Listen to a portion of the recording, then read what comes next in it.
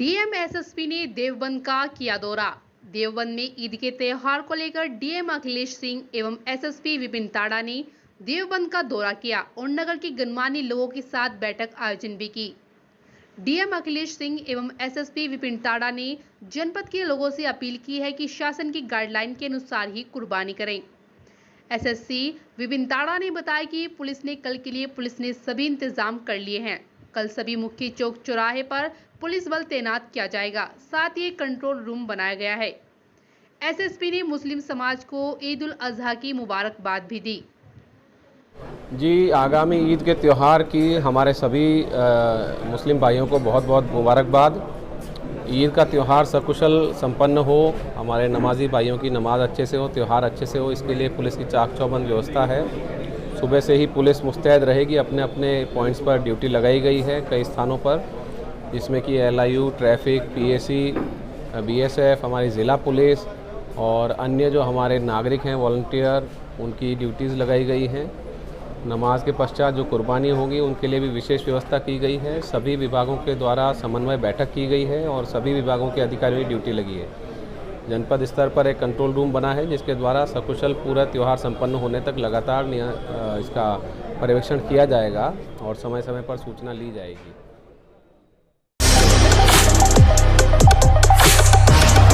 सलीम ख्वाजा को दी जान से मारने और एकलौते बेटे का 5 लाख फिरौती के लिए अपहरण करने के लिए दी धमकी। देवबंद नगर पालिका परिषद देवबंद की सभासद के पति और राष्ट्रीय लोक दल के नगर अध्यक्ष सलीम ख्वाजा को मोहल्ला बुलंदशाह बंजारों वाली गली देवबंद निवासी एक व्यक्ति ने जान से मारने और सलीम ख्वाजा के एकलौते बेटे का 5 लाख की फिरौती के लिए अपहरण करने की धमकी दी।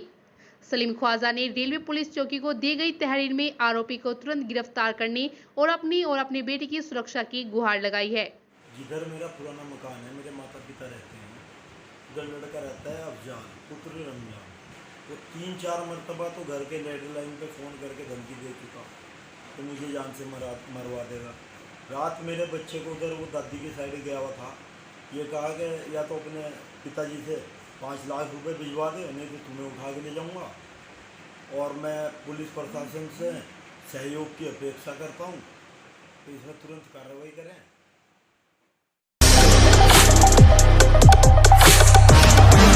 दिनों पूर्व थाना क्षेत्र के अंतर्गत आने वाले गांव प्रखंड गुर्जर में एक वृद्ध महिला की गला दबाकर हत्या की गई थी और घर में लूट भी रखी गई थी। इस मामले में मृतका के पुत्र ने एक मुकदमा थाना क्षेत्र में दर्ज कराया था। आज थाना अध्यक्ष पुलिस ने इस घटना का सफल अनावरण करते हुए हत्या आरोपी को पुलिस ने गिरफ्तार किया है।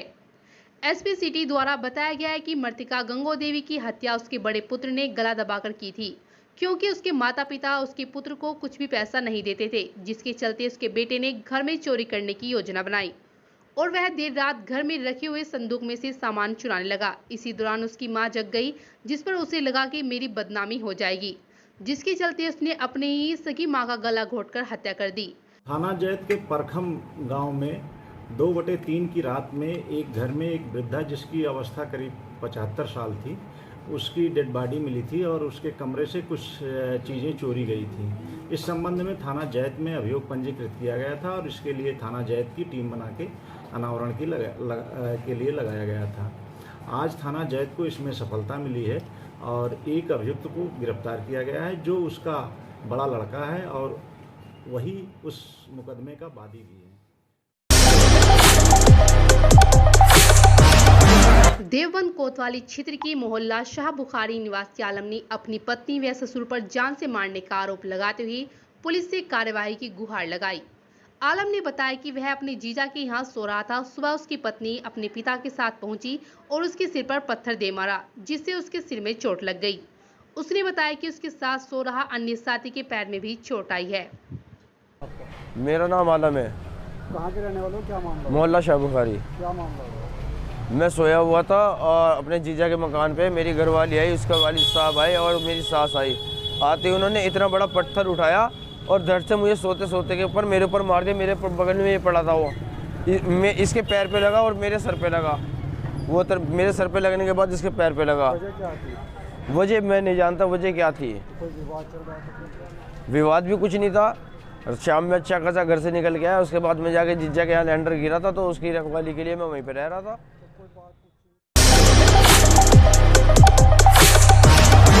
अखिल भारतीय विद्यार्थी परिषद ABVP के स्थापना दिवस के अवसर पर विचार गोष्ठी का हुआ आयोजन। अखिल भारतीय विद्यार्थी परिषद के 74वें स्थापना दिवस को राष्ट्रीय छात्र दिवस के रूप में मनाते हुए ABVP के चक्राता रोड स्थित कार्यालय पर एक विचार गोष्ठी का आयोजन किया गया।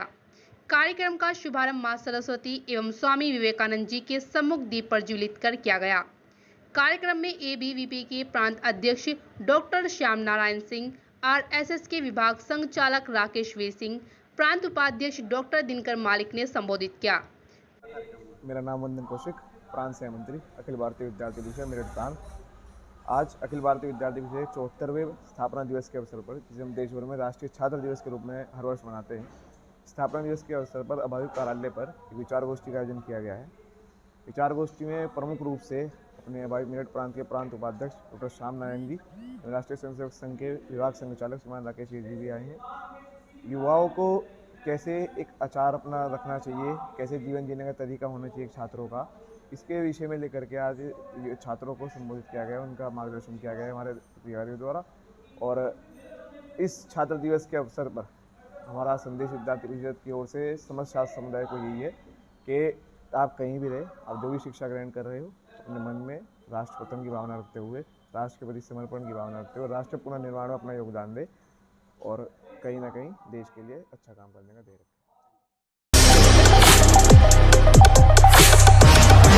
बारिश होने से सहारनपुर में कई जगह भरा पानी, लोगों को करना पड़ा समस्याओं का सामना। सहारनपुर में हुई बारिश से कई जगहों पर पानी भरने से लोगों को परेशानियों का सामना करना पड़ा। आज हुई बारिश से सहारनपुर की सब्जी मंडी के अंदर पानी भरने के कारण बुरा हाल हो गया। सब्जी मंडी के अलावा भी शहर में कई वार्डों में पानी के भरने से लोगों को समस्याओं का सामना करना पड़ा। बारिश का पानी भरने से लोगों को काफी परेशानी हुई। शहर में कई जगह हुए जलभराव ने नगर निगम के कार्यों पर सवालिया निशान लगा दिए। लंबे इंतजार के बाद हुई आज बारिश ने नगर निगम की नाले की सफाई की भी पोल खोलकर रख दी। आगामी त्योहार ईद उल अजहा को लेकर मुफ्ती असद कासमी ने लोगों से अपील करते हुए कहा कि जिस तरीके से मौलाना खालिद फिरंगी ने कुर्बानी के मुतालिक एक अपील जारी की है, मैं उसका समर्थन करता हूं। उन्होंने कहा कि तमामी देशवासियों से अपनी तंजीम इत्तेहाद उलमा ए हिंद की ओर से यह अपील करता हूं, ईद उल अजहा के मौके पर साफ सफाई सुथराई का खास ख्याल रखा जाए और सड़कों पर बिल्कुल भी कुर्बानी ना की जाए। उन्होंने कहा ऐसे रास्तों पर बिल्कुल भी कुर्बानी ना की जाए जहां पर हमारे दूसरे भाई मजहबी भाइयों को आना जाना हो, उन जगहों पर कुर्बानी ना की जाए। उन्होंने कहा प्रतिबंधित जानवरों की कुर्बानी बिल्कुल भी ना की जाए। जिस तरीके से मौलाना खालिद फिरंगी महल्ली ने कुर्बानी के मुतालिक एक एडवाइस जारी की है, मैं उसकी तायीद करता हूँ, उसका समर्थन करता हूँ और तमाम ही देशवासियों से अपनी तंजीम इत्तेहाद उलमा हिंद की जानिब से भी अपील करता हूँ कि ईद उल अजहा के मौके पर सफाई सुथराई का ख़ास ख्याल रखा जाए, सड़कों पर हरगिज़ कुर्बानी न की जाए और ऐसे रास्तों पर कुर्बानी हरगिज़ न की जाए जहाँ पर हमारे दूसरे भाई मजहबी भाइयों का भी आना जाना हो। जिन जगहों पर पहले से कुर्बानी होती चली आ रही है, उन्हीं जगहों पर कुर्बानी की जाए। मथुरा साइबर अपराधियों द्वारा AEPS आधार इनेबल पेमेंट सर्विस के माध्यम से आवेदक के खाते से कुल 1,44,600 रुपये की धोखाधड़ी कर निकाली गई धनराशि डिस्ट्रिक्ट साइबर क्राइम यूनिट द्वारा त्वरित कार्रवाई कर वापस कराई गई।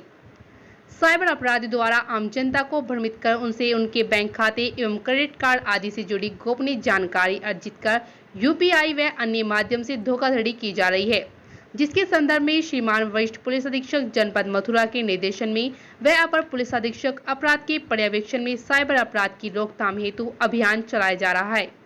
इसी क्रम में पुलिस अधीक्षक अपराध जनपद मथुरा को आवेदक मुस्लिम कुरैशी निवासी मठिया गेट थाना गोविंद नगर जनपद मथुरा ने अपने साथ हुई धोखाधड़ी के संदर्भ में प्रार्थना पत्र दिया गया था।